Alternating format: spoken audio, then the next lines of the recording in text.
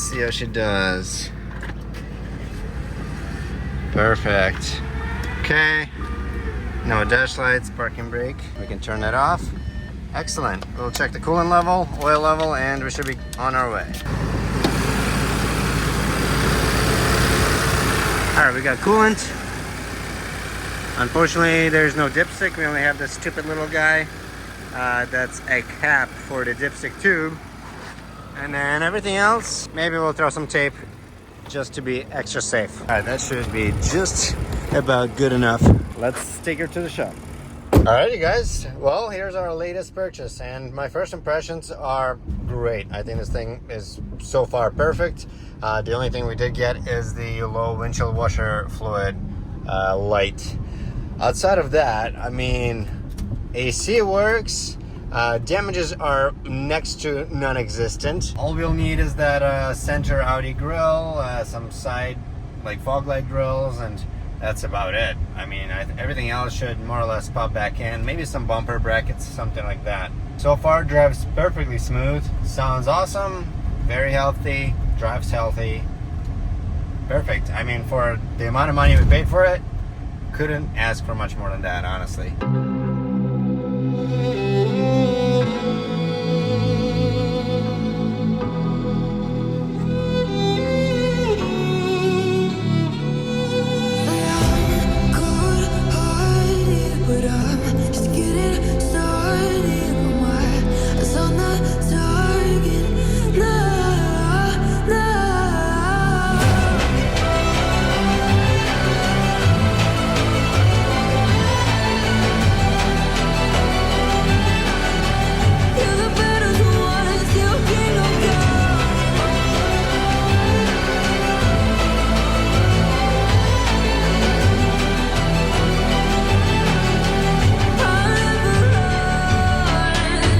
Alright, so let's see what we have in terms of damages. We've already removed bumper, headlight, all the things that were out here that were messed up. Honestly, damages are pretty light as expected. Nothing structural at all, just some plastics, bumpers, stuff like that. Even the bumper itself is fine, it's just that we're missing that side grille that goes over here, and then we're gonna have to replace this grille there. And then there were some like bumper mounting brackets and headlight mounting brackets, right, like this one right here, that are broken. All of those are on the way, so as soon as we get the parts, we can start putting this thing back together and should be able to get her on the road real quick. I did get scared that it has an oil leak because I saw this puddle, but looks like it's just leaking from our drain plug, which probably just means that somebody didn't really do a good job at doing oil changes on these.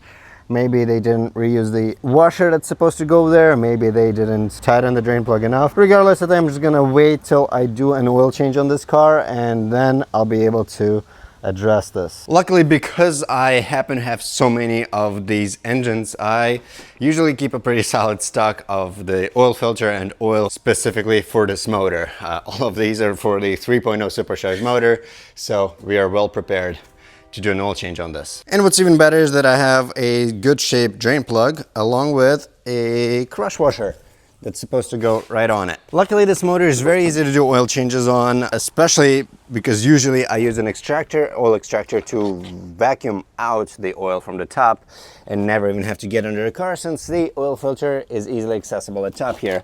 But since our issue is with the drain plug, I'm gonna have to get a little dirty under the car. There we go. The oil was looking pretty dark, so I think it was due for a change anyway.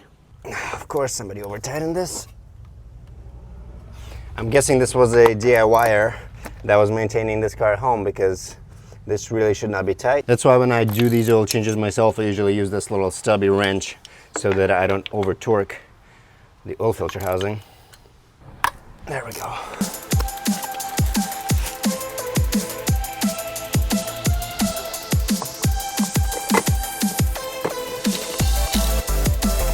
Be plenty. Within your drain plug in place, we can fill the oil.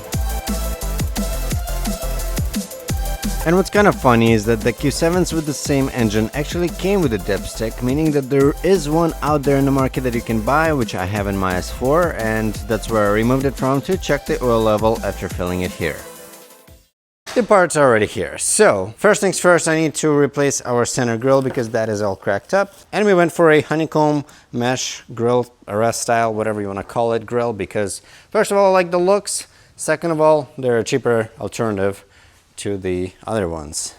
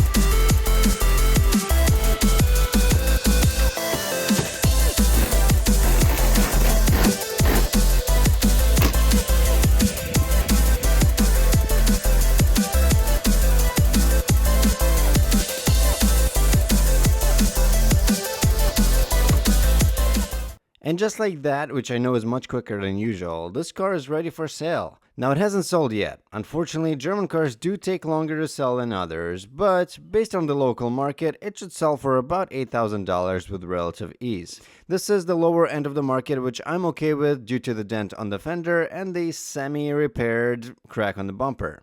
Having bought this car for a $2,300 bid, with fees I have about $2,900 into the car itself. Only $320 needed to be invested into the parts and materials, so altogether I spent almost $3,200 all in. Meaning that after 15 hours worth of work, we're looking at a profit of $4,800. So needless to say, this was a great flip, assuming that it sells soon enough.